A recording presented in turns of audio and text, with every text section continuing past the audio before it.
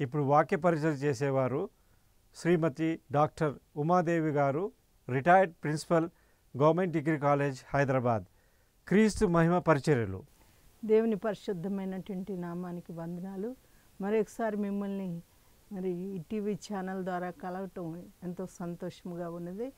మరి గత 2 వారాలు నేను 2 అంశాలను గురించి ధ్యానించటం జరిగింది. మరి ఈ యొక్క ప్రత్యేకమైనటువంటి ఈ సమయంలో ఒక ప్రత్యేకమైనటువంటి అంశంతో మీ ముందుకు వచ్చాను.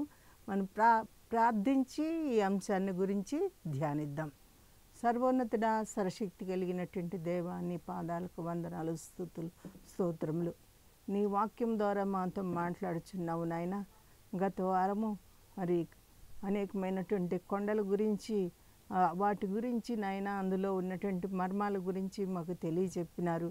అదేవిధంగా నా తండ్రి మోషే ద్వారా మాకు తెలియజెప్పినటువంటి అంశాలను బట్టి నీకు వేలాది స్తోత్రం చెల్లించున్నాము.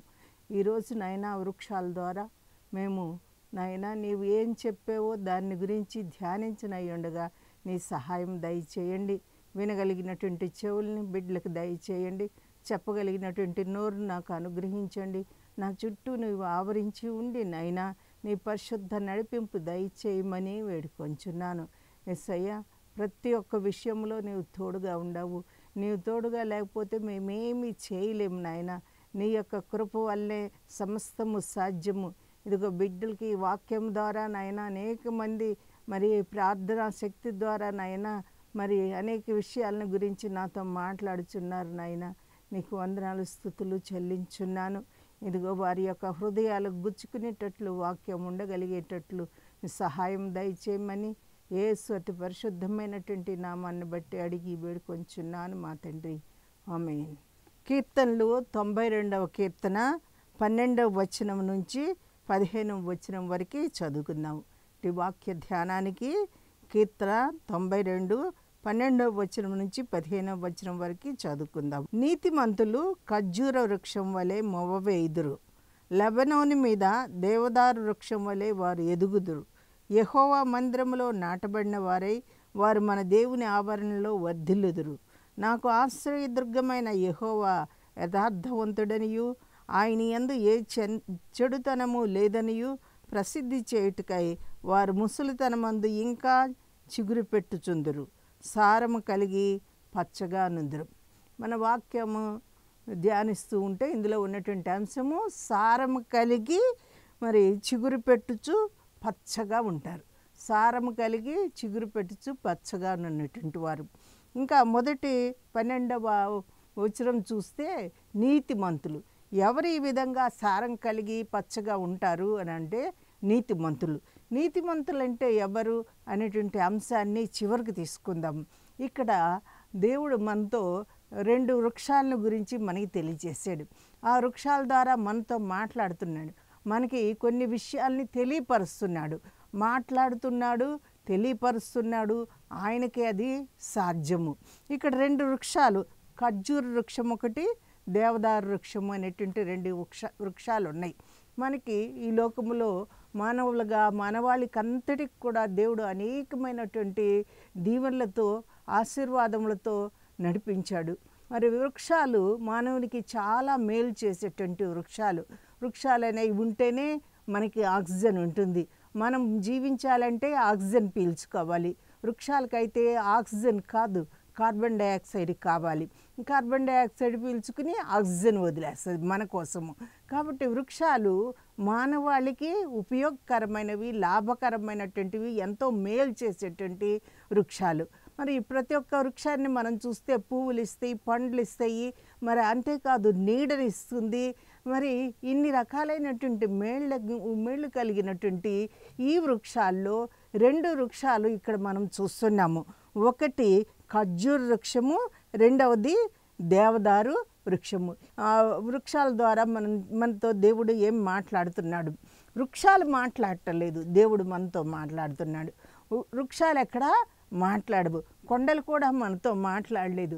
కానీ ఆ కొండల మీద జరిగినటువంటి అంశాలను బట్టి మనము ఆ కొండలకి కొన్ని పేర్లు పెట్టి మనం ధ్యానించడం జరిగింది. అదేవిధంగా ఇక్కడ కొన్ని పేర్లతో ఖర్జూర వృక్షము, ఇంకొకటి దేవదారు వృక్షము. ఖర్జూర వృక్షమేమో వేయుట జరుగుతుంది, మరి దేవదారు వృక్షము ఎదుగుతూ ఉంటుంది. ఈ 2 వృక్షాల గురించి నీతిమంతులు ఈ విధంగా ఉంటారు అని చెప్పి తెలియజెప్పటం జరిగింది. నీతిమంతులు ఖర్జూర వృక్షం వలె మొవ్వ వేయుదురు. ఈ ఖర్జూర వృక్షము ఏంటి? మరి ఖర్జూర వృక్షం వలె ఎట్లా మొవ్వ వేస్తారు అంటే నీతిమంతులైనటువంటి వాళ్ళు ఎవరో చివరికి మనము నీతిమంతులైనటువంటి వాళ్ళ లక్షణాలను గురించి చెప్తున్నాము. ఖర్జూర వృక్షం వలె మొవ్వ వేయుదురు. ఈ ఖర్జూర వృక్షము పాలస్తీనా దేశంలో ఖర్జూర వృక్షాలు చాలా ఎక్కువగా ఉన్నాయి. మనకైతే ఈత చెట్లు ఉంటాయి. ఆ ఈత చెట్టుల్ని మనము చాలా అలాంటి బ్రీడే ఇది కూడా ఖర్జూర వృక్షము. ఈ ఖర్జూర వృక్షము అక్కడ పెరుగుతూ ఉంటుంది పాలస్తీనా దేశానికి. అసలు వాళ్ళకి జాతీయ వృక్షం కూడా, ఆ దేశానికి జాతీయ వృక్షం కూడా. మరి ఆ విధంగా ప్రతి దేశం కూడా కొన్ని జాతుల్ని, పక్షుల్ని, జాతీయ పక్షులని, జాతీయ జంతువు అని, జాతీయ వృక్షం అని ఏర్పాటు చేసుకుంటారు. ఈ పాలస్తీనా దేశానికి ఖర్జూర వృక్షము అనేది వారి యొక్క జాతీయ చెట్టు అన్నమాట, జాతీయ వృక్షం అన్నమాట. ఈ ఖర్జూరాలు చాలా ఉపయోగపడతాయి ప్రతి ఒక్క విషయంలో. మనం కొన్ని సంఘటనలు తీసుకుందాం పరిశుద్ధ గ్రంథంలో. ఖర్జూర వృక్షాలు మరి దేవుడు యేసయ్య మరి జయప్రవేశము యెరూషలేముకి జయప్రవేశం చేసేటప్పుడు ఆయన మరి యూదులకు రాజు ఈ హోసన్నా అని చెప్పి ప్రజలందరూ కొనియాడబడుతూ ఉంటే గాడిదెక్కి మరి యెరూషలేమునికి ప్రవేశించటం జరిగింది. గాడిద మీద ఉండి యెరూషలేముకి ప్రవేశించటం జరిగింది.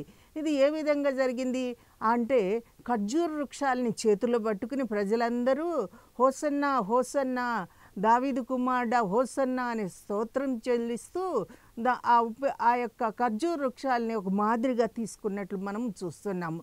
అట్లాగే యేసయ్య కూడా మరి ఈ ఖర్జూర వృక్షాన్ని మరి ప్రత్యేకంగా ఆ యొక్క పండగ రోజు, మనమైతే మట్లాదివారము అని అనుకుంటాము. ఈ మట్టలు అనేవి మనకేమో ఇక్కడ ఖర్జూర వృక్షాలు దొరకవు కాబట్టి ఏదో ఒక వేరే మట్టలయే తీసుకుని జరుపుకుంటాము.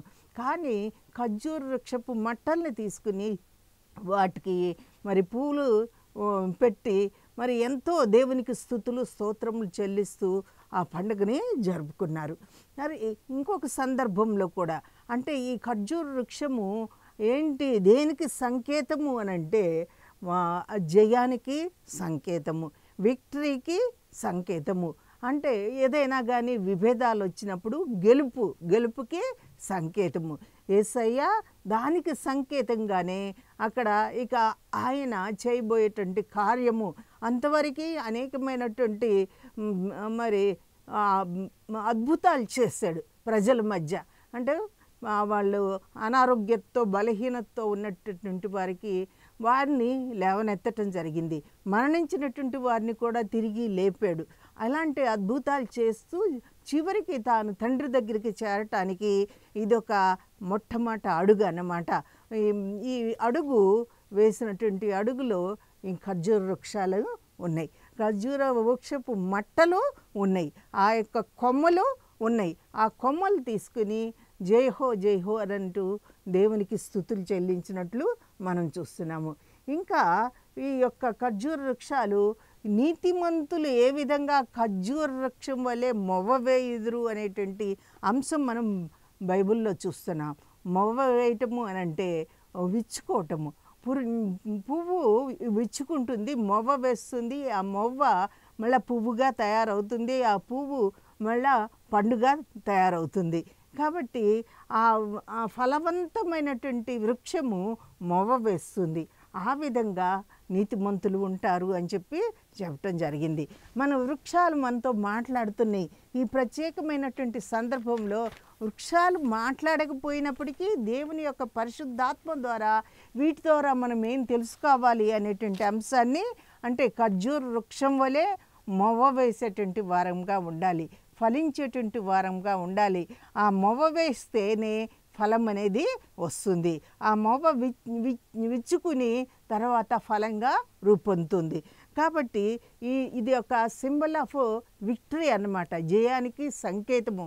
ఈ ప్రకటన గ్రంథంలో కూడా 7వ అధ్యాయము 9వ వచనంలో అక్కడ చేరినటువంటి మరి మరణించిన తర్వాత చేరినటువంటి వారు ఎవరు అంటే నీతిమంతులు. వాళ్ళు అక్కడ ఈ యొక్క ఖర్జూర వృక్షం వలె వారు జై జై ధ్వానాలతో అక్కడ సంతోషంగా వీళ్ళెవరు ఈ విధంగా సంతోషంగా ఉన్నారు, స్తుతులు చెల్లిస్తున్నారు అని అన్నప్పుడు వారు ఈ భూమి మీద జయాన్ని పొందినటువంటి వారు, నీతిమంతులైనటువంటి వాళ్ళు. అనేక మంది ఇబ్బందులు ఎదుర్కొన్నప్పటికి కూడా జయం పొందినటువంటి వారు. కాబట్టి జయానికి ఈ జయం పొందటము అని అంటే ఏంటి? వారు పరలోక రాజ్యానికి వారు చేరారు, తండ్రి దగ్గర వారు ఉన్నారు, అక్కడ తండ్రితో కూర్చుని ఉన్నారు, జై జయ ధ్వానాలు చేస్తున్నారు అనేటువంటిది. కాబట్టి it is symbol of victory అని చెప్పొచ్చు. ఇంకా ఈ యొక్క ఖర్జూర వృక్షము చాలా ఎత్తుగా ఉంటుంది, 12 ఫీట్లు ఎత్తుగా ఉంటుందంట. అంటే మనకి 6 అడుగులు ఎత్తుంటేనే అమ్మో ఎక్కువ ఎత్తుండాడు ఈ పిల్లోడు అని చెప్పి అనుకుంటాము. 12 ఫీట్ల ఎత్తుగా ఈ చెట్టు ఉంటుంది. 40, 50, 80 దాకా బ్రాంచెస్ ఉంటాయంట ఒక చెట్టుకి. ఆ విధంగా అభివృద్ధి చెందుతుంది. కాబట్టి ఈ యొక్క పాలస్తీనా దేశాన్ని ల్యాండ్ ఆఫ్ ఇది పామ్ ట్రీస్ అనేటువంటిది పేరు పెట్టడం జరిగిందనమాట. ఆ విధంగా పిలుస్తూ ఉంటారు పాలస్తీనా దేశాన్ని. ఇంకా ఈ యొక్క ఎంత ఇదిగా అక్కడ ఎరుకో గోడల చుట్టూ, ఆ ప్రహరీ చుట్టూ ఈ యొక్క ఖర్జూరపు వృక్షాలు మొలిసినాయని. కాబట్టి ఆ ఎరుకో గోడలు, కోట గోడలు, ఆ గోడల చుట్టూ ఈ ఖర్జూర చెట్లు మొలిసి ఉన్నాయి. అంతేకాకుండా యోర్దాన్ నదీ తీరంలో కూడా ఈ చెట్లు ఉన్నట్లు చూస్తున్నాము. ఈ విధంగా ఈ యొక్క ఎందుకు ఆ దేశంలో ఈ యొక్క చెట్లు బాగా పెరిగినాయి అంటే వాళ్ళు ఖర్జూర వృక్షాన్ని చాలా కూడా మరి దానివల్ల లాభాలు ఉన్నాయి అని చెప్పి దేవుడు ఆ యొక్క యోర్దాను తీరంలో లేదా దేవుడు ఇచ్చినటువంటి నేలలో ఖర్జూర వృక్ష జాతిని అభివృద్ధి పొందించినట్లు మనము చూస్తున్నాము. దేవుని యొక్క చిత్తం లేకపోతే ఏది కూడా మొలవదు. ఈ ఖర్జూర వృక్షము ఈ పాలస్తీనా దేశంలో ప్రఖ్యాతి కాంచింది. ఇంకా పండగలప్పుడు ఈ ఖర్జూర వృక్షాలని తీసుకుంటారు. ఇంకా అంతేకాకుండా ఈ విధంగా మరి ఆ బ్రాంచెస్ని ఎట్లు ఎక్కడ అంటే మత్తయి సువార్త 21:8లో, అదేవిధంగా యోహాను సువార్త 12:13లో యేసయ్యకి ఆ జై జై ధ్వానాలతో తీసుకునేటువంటి వృక్షాలు. కాబట్టి మనకి ఈ వృక్షం ద్వారా దేవుడు ఏం నేర్పుతున్నాడు అంటే మనం మొవ్వ వేయాలి, ఫలించాలి, మరి మొవ్వ వేసిన తర్వాత పుష్పించాలి, ఫలించాలి అనేది. ఎంత ఇదిగా ఎన్ని బ్రాంచీలుగా అభివృద్ధి పొందింది. ఆ విధంగా నీతిమంతులు ఉంటారు అని చెప్పి ఇక్కడ మనకి దృష్టాంతం తెలియపడుతుంది. ఇంకోటి దేవదారు వృక్షము, దీన్ని సిడార్ ట్రీ అన్నారు ఇంగ్లీష్లో. ఈ దేవదారు వృక్షము ఎక్కువగా అనేక సందర్భాల్లో పరిశుద్ధ గ్రంథంలో మెన్షన్ చేయటం జరిగింది. జకర్యా, ఫస్ట్ రాజులు, మొదటి రాజుల గ్రంథము, ఎజెకియేలు, ఈ గ్రంథాల్లో ఎక్కువగా ఈ యొక్క సిడార్ వృక్షాన్ని దేవదారు వృక్షము అని అంటారు, దాన్ని పెంచటం జరిగిందనమాట. ఇవి ఎక్కడ పెరిగినాయి అని అంటే మన వాక్యంలో చూస్తున్నాము. లెబానోను పర్వత ప్రాంతంలో, లెబానోలో ఉన్నటువంటి ఈ యొక్క దేవదారు వృక్షము, లెబానోను మీద దేవదారు వృక్షం వలె వారు ఎదుగుదురు. అంటే ఆ వృక్షం వలె అంతగా ఎదుగుతారు అని అంటే ఇవి ఎంతగా అంటే పెరిగినాయి అని అంటే చాలా, దీనికి డబల్ రేట్ అన్నమాట. ఖర్జూర వృక్షానికి డబల్గా ఈ యొక్క దేవదారు వృక్షాలు పెరిగినాయి అన్నమాట. ఆ విధంగా పెరుగుతాయి. అది లెబానోన్ కొండ మీద పెరుగుతాయి. కొండ మీద వృక్షాలు పెరగటము ఏంటి అని అంటే ఆ కొండకు కూడా ఒక అద్భుతమైనటువంటి హిస్టరీ ఉంది. ఆ కొండ సౌందర్యవంతమైనటువంటి కొండ. ఆ కొండ అనేకమైనటువంటి అద్భుతాలకి ఆలయం అన్నమాట. రూపాంతర కొండగా మారినటువంటి కొండ ఆ లెబానోన్ కొండ, రూపాంతర కొండ. అంతేవిధంగా మరి కొన్ని కొండల వరుసలు ఉన్నాయి. అసలు ఆ యొక్క పాలస్తీనా దేశము కొండల దేశము అని పిలుస్తారు. ఈ కొండలన్నీ కూడా వరుసన ఉన్నటువంటి ఈ ప్రాంతంలో లెబానోన్ పర్వతం మీద ఈ సిడార్ వృక్షము దేవదారు వృక్షము పెరుగుతూ ఉంది. ఎంత ఉపయోగపడుతుంది అనంటే దీన్ని మరి ఆహారానికి ఉపయోగించుకోవటం జరుగుతుంది. ఇది చాలా గట్టిగా ఉంటాయి. మందిరాలు కట్టడానికి ఉపయోగించుకోవటం జరిగింది. మరి ఆహారంగా ఉపయోగించుకోవటం అంటే ఆ రోజుల్లో మనకి ఇప్పుడు గ్యాసులు ఇవన్నీ వచ్చినాయి. కానీ మరి ఆహారం వండుకోవాలంటే మరి ఆ చెట్లు, ఆ వృక్షాలు, ఆ కొమ్మలు చాలా పవిత్రంగా భావించి వాటి మీద ఉపయోగించుకోవటం జరిగిందనమాట. అంటే వండుకోవటానికి వాటిని ఉపయోగించుకోవటం జరిగింది. ఇంకా చాలా డ్యూరబుల్ అంట, గట్టిగా ఉంటాయి ఈ యొక్క సిడార్ వృక్షం యొక్క బ్రాంచెస్ అన్నమాట. ఎంతగా పెరుగుతుంది అని అంటే దీని గురించి యెషయా గ్రంథం 35:2లో ఉంది. ఇంకా అంతేకాకుండా దావీదు మహారాజుకి హీరాము ద్వారా ఈ యొక్క జెరూసలేంను కట్టడానికి కావలసినటువంటి పలకంతా కూడా, అంటే ఆ యొక్క చెక్కంతా కూడా ఇవ్వటం జరిగింది. కాబట్టి దేవుని యొక్క మందిరమైనటువంటి యెరూషలేము కట్టబడటానికి ఉపయోగపడినటువంటి ఈ యొక్క సిడార్ లేదా దేవదారు వృక్షాన్ని వలె మనము ఉండాలి. దేవదారు వృక్షం వలె ఏమనన్నారు? నీతిమంతులు ఖర్జూర వృక్షం వలె మొవ్వెయుదురు, దేవదారు వృక్షం వలె వారు ఎదుగుదురు.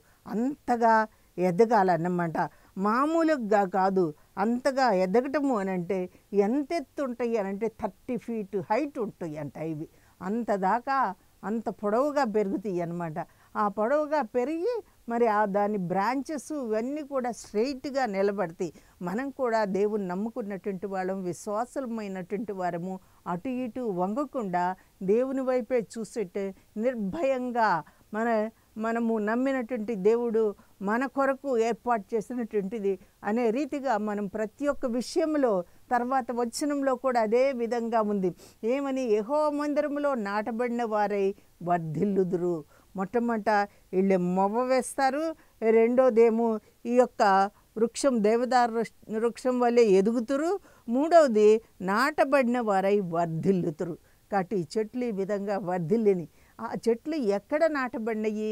మందిరములో నాటబడి, అది చెట్టు పేరు లేదు, మందిరములో నాటబడిన వారై వారు మన దేవుని ఆవరణములో వర్ధిల్లుదురు. మనకు మందిరం అనేది అవసరము. ఈ లోక సంబంధమైనటువంటి మందిరం కాదు, మన హృదయమే ఒక మందిరము. ఈ మందిరములో దేవుని వాక్యం నాటబడితే అది ఫలించి అభివృద్ధి పొందుతుంది. కాబట్టి ఆవరణలో వర్ధిల్లుతారు, ఆవరణలోనే వర్ధిల్లుతారు. అంతేగాని ఇంకొక సినిమా హాల్లో కానీ ఇంకో చోట కానీ గొడవలు అయ్యే చోట కానీ ఉండి వర్ధిల్లరు. ఆవరణలో వర్ధిల్లుతారు. మందిరం అనేది అవసరము. వాక్యం మందిరము అని అంటే వాక్యం మన హృదయములో ఉంచుకోవాలి, దాన్నే మందిరంగా మనం భావించాలి, ఆ విధంగా వర్ధిల్లాలి అన్నమాట. కాబట్టి దేవుని ఆవరణలో వర్ధిల్లుతారు. ఇంకొకటి 14వ వచనంలో, నాకు ఆశ్రయదుర్గమైన యెహోవా యథార్థవంతుడనియు ఆయన యందు ఏ చెడుతనము లేదనియు ప్రసిద్ధి చెందుటకై వారు ముసలితనమందు ఇంకనూ చిగురు పెట్టుదురు. ఇది మొట్టమొదటేమో వాళ్ళు మొవ్వ వేయాలి, తర్వాత ఎదగాలి, ఇంకా వర్ధిల్లాలి అనేటువంటి అంశాలని మనం ధ్యానించాము. తర్వాత ఇప్పుడు చివరికి దేవుని గురించి సాక్ష్యం ఇచ్చేటువంటి ఆయన మన ఆశ్రయ దుర్గము, యథార్థవంతుడు, ఆయన యందు ఏ చెడుతనము లేదని ప్రసిద్ధి చేయుటకై, అది మనల్ని చూసి ఇతరులు మనల్ని చూసి అసూయపడేటట్లు ఉండాలి. ఇతరులు మనల్ని చూసి వారి దేవుడు గొప్ప దేవుడు అని చెప్పి అనుకునేటట్లు ఉండాలి. ఇతరులు మనల్ని చూసినప్పుడు వాళ్ళ దేవుడు గొప్పవాడు, వాళ్ళ దేవుడు యథార్థవంతుడు, ఆయన యందు ఏ చెడుతనము లేదు, ఏ పాపము లేదు అని చెప్పి ప్రతి ఒక్కటి కూడా ఆయన గురించి మంచి మాటలు మాట్లాడుకునేటట్లు ఉండాలన్నమాట. అలాంటి జీవితంలో వారు ముసలితనమందు ఇంకనూ చిగురు పెట్టుచుందురు, సారము కలిగి పచ్చగా ఉంటారు. అంటే ముసలితనం వరకు ఉంటారు. అప్పుడు ముసలితనమందు కూడా ఇంకా చిగురు పెడతారు. చిగురు పెట్టటము అని అంటే ఇంకనూ జీవం కలిగి ఉండటము, నూతనమైనటువంటి చిగురు అని అంటే మళ్ళీ నూతనంగా ఆ యొక్క కొమ్మలు ఎదుగుతూ ఉంటాయి. చిగురు పెట్టుచు సారము కలిగి పచ్చగా నుందరు. ఎంతో సారం ఉంటుంది, సారం కలిగి పచ్చగా ఉంటాయి. చెట్లు ఆ విధంగా సారం కలిగి పచ్చగా ఉంటాము అని అంటే ముసల్తనం అందు కూడా చిగురు పెట్టేటువంటి వారుగా ఉంటారు. కాబట్టి నీతిమంతుడు ఈ విధంగా మొవ్వ వేస్తాడు, తర్వాత ఎదుగుతాడు, ఎదుగుతమే కాదు వర్ధిల్లుతాడు, వర్ధిల్లటమే కాదు ఇంకనూ చిగురు పెట్టుచూ ఉంటారు. ఈ చిగురు పెట్టడం అంటే చివరి ముసలితనంలో మరి ఆయుష్కాలం అయిపోయేటువంటి ఆ సమయంలో కూడా దేవునికి సాక్షార్థముగా దేవుని గురించి సాక్ష్యం చెప్పేటువంటి వారుగా ఆయన యందు ఏ చెడుతనము లేదని యథార్థవంతుడని ఇతరులు తెలుసుకునేటట్లు వాళ్ళు ఆ విధంగా చిగురిస్తూ ఉంటారు, సారం కలిగి పచ్చగా ఉంటారు. కాబట్టి ఈ అంశాన్ని బట్టి మనం ఏమనుకుంటున్నాము, దేవుని బిడ్డలు ఇది కలిగి ఉంటే వారు నీతిమంతులై ఉంటారు. నీతిమంతులు ఎవరు అని అంటే మనం రోమా పత్రిక ఒకసారి చూద్దాము. ఎవరు అని అంటే ఆ రోమా పత్రికలో చాలా విషయాలు ఉన్నాయి. ఈ లోకంలో ఎవ్వరు కూడా నీతిమంతులు లేరు. నీతిమంతులు అనేటువంటి వారు ఎవ్వరు కూడా లేరు. ప్రతి ఒక్కరూ పాపం చేసినటువంటి వాళ్ళే. ఈ యొక్క రోమా పత్రిక 3వ అధ్యాయం 11వ వచనము, అదేవిధంగా 4వ అధ్యాయము 7-25 వచనాలు చూద్దాము. నీతిమంతులు ఎవ్వరూ లేరు, ఒక్కళ్ళు లేరు ఈ లోకంలో. అందరూ కూడా పాపం చేసినటువంటి వాళ్ళు. మనందరం పాపం చేసినటువంటి వాళ్ళం, పాపంలోనే జన్మించినటువంటి వారము, పాపంతోనే జీవిస్తూ ఉన్నటువంటి వారము. మరి అలాంటి వారు మరి నీతిమంతులు ఎవరయ్యారంటే అలాంటి వారు దేవుని ఎరిగినటువంటి వారై ఉండాలి, దేవుని నమ్మి విశ్వసించినటువంటి వారై ఉండాలి, దేవుడు అద్భుత కార్యాలు చేయగలిగినటువంటి దేవుడని, ఆయన తప్ప వేరొక దేవుడు లేడు అనేటువంటి విషయాన్ని గ్రహించాలి, ఆయన మీదే ఆధారపడి ఉండాలి. మనము ఈ లోకంలో ఇంకా ఎంతోమంది దేవతలు ఉన్నారు. ఆ దేవతలన్నిటిని కూడా వాటన్నిటిని ఒక పక్క పూజిస్తూ ఆరాధిస్తూ ఇంకొక పక్క యేసయ్య అంటే మాకు ఇష్టము, మేము యేసయ్య యొక్క బొమ్మ పెట్టుకుంటాము, ఆయన ఫోటో పెట్టుకుంటాము ఇంట్లో అని చెప్పితే కాదు. ఆయన నేను తప్ప వేరొక దేవుడు మీకు ఉండరాదు అని చెప్పి అన్నాడు. ఆయనే నిజమైనటువంటి దేవుడు. కాబట్టి ఆ నిజమైనటువంటి దేవుడు మన జీవితాల్లో సారం కలిగి పచ్చగా ఉండగలిగేటట్లు ముసలితనం అందు కూడా చిగిర్చి ఆయనకి సాక్ష్యం ఇచ్చేటువంటి వారంగా ఉండాలి. ఆ విధంగా సాక్ష్యం ఇస్తూ ఉన్నప్పుడు అప్పుడు పచ్చగా ఉంటారు, ఇంకనూ సారం కలిగి పచ్చగా ఉంటారు. సారము అని అంటే జీవం కలిగి ఎండిపోతూ ఉండదు, జీవం కలిగి పచ్చగా ఉంటారు. ఈ యొక్క మరి రోమా పత్రికలో చెప్పినటువంటి అంశము ఎవ్వరు ఏ ఒక్కరు కూడా లేరు, పాపులేను అందరూ ఈ లోకంలో. కానీ ఆయన్ని నమ్మి ఆయనని వెంబడించేటువంటి వారు నీతిమంతులు. ఎందుకంటే ఆయన మన కొరకు తన యొక్క ప్రాణాన్ని పెట్టాడు, మన కొరకు రక్తం కార్చాడు. అవన్నీ కూడా మనం అంగీకరించగలిగితే మన కొరకు రక్తం కార్చినటువంటి ఆయన మన పాపాలని ప్రక్షాళనం చేశాడు, మన పాపాలు పోయేటట్లు ప్రక్షాళన చేశాడు. మనకి పాపాలు ఉన్నాయి, కానీ ఆయన్ని నమ్మి ఆయన్ని విశ్వసించి ఆయన మీద ఆధారపడి ఉంటే మనం నీతిమంతులముగా అభివృద్ధి చెందే అవకాశం ఉంది. ఆయన కార్చిన రక్తం ద్వారా మాత్రమే నీతిమంతులం అవుతాం. ఆయన నమ్మి ఆయన మన కొరకు మరణించాడు, తిరిగి లేచాడు అనేటువంటి అంశాన్ని మనం గుర్తు చేసుకోవాలి. అది ఎప్పుడు కూడా మన హృదయంలో ఉండాలి. హృదయం అనేటువంటి ఈ ఆలయంలో నాటబడి ఉండాలి. నాటబడి ఉంటే వర్ధిల్లే అవకాశం అనేది ఉంటుంది. కాబట్టి నాటబడి వర్ధిల్లతాము, ఈ సారం కలిగి పచ్చగా ఉంటాము. ఈ విధంగా పచ్చగా ఉండాలి అని అంటే ఆయనే నిజమైనటువంటి దేవుడు, యథార్థవంతుడు, ఆయన యందు ఏ పాపము లేదు అనేటి విషయాన్ని మనం గాఢంగా నమ్మి విశ్వసించి ఏదో నమ్మేము అన్నట్టు కాదు. నాకు వచ్చేటువంటి ఈ ప్రార్థన ద్వారా నేను ఎక్కువగా తెలుసుకుంటున్నాను ఏంటి అని అంటే, దేవుడిని నమ్మినటువంటి వాళ్ళు ఈ వాక్యాన్ని విని వాళ్ళు చాలా సంతోషపడుతూ వారి యొక్క ఆలోచనలు తెలియజెప్తున్నారు. కాబట్టి దేవుణ్ణి నమ్మినటువంటి అన్యులు వారు తెలుసుకోవాల్సింది ఏంటి అని అంటే, ఆయన తప్ప వేరొక దేవుడు లేడు, ఆయన యందే నమ్మకం ఉంచాలి. 10 మంది 100 మంది దేవుళ్ళని దేవతల్ని పూజించటం కాదు. ఆయన ఎందుకంటే రోషం కలిగినటువంటి దేవుడు, ఆయన్ని మాత్రమే మనము దేవుడుగా ఆరాధించాలి, ఆయన్ని మాత్రమే నమ్మాలి, విశ్వసించాలి, ఆయనకు మాత్రమే ప్రాధాన్యత ఇవ్వాలి. ఆయన పరిశుద్ధ దేవుడు కాబట్టి కొన్నిసార్లు మనం తప్పులు చేస్తాము. ఆ తప్పులన్నిటిని కూడా తీసివేసి ఆయన రక్తంలో మన వస్త్రాలని కడుక్కునేటువంటి వారంగా ఉండాలి. వస్త్రాలని కడుక్కొని ఆ రక్తంలో నుంచి ఆ వస్త్రాలు తెల్లగా అయ్యేటట్లు, అంటే ఏ పాపము, ఏ డాగు, ఏ మచ్చ లేకుండా తెల్లటి వస్త్రాలుగా రూపొందటానికి దేవుడు మనకి అవకాశం ఇచ్చాడు. తనకు ఏకైక పుత్రుని మన కొరకు ఈ లోకంలోకి పంపాడు. మన కొరకు ఆయన బహుమానంగా ఈ లోకంలోకి వచ్చాడు. వచ్చి పాపం చేస్తున్నారు ప్రతి ఒక్కళ్ళు, ఏం చేసినా కానీ పోదు అని చెప్పి చివరికి తన కుమారుణ్ణి మన కొరకు ఆయన ఈ పశువుగా పెట్టడం జరిగింది. కాబట్టి ఆ సత్యాన్ని మనం గ్రహించాలి. ఆయన అంత గొప్ప దేవుడు, అంత త్యాగమూర్తి. మన కొరకు ఆ విధంగా తన కుమారుని, ఏకైక కుమారుని మన కొరకు ఇచ్చాడు.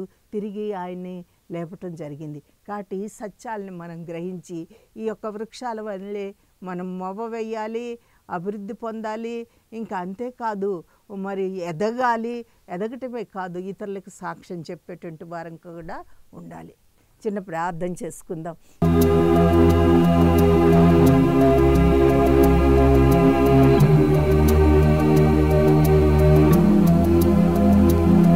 సర్వోన్నతుడ, సర్వశక్తి కలిగినటువంటి దేవానికి వందనాలు, స్తుతులు, స్తోత్రములు.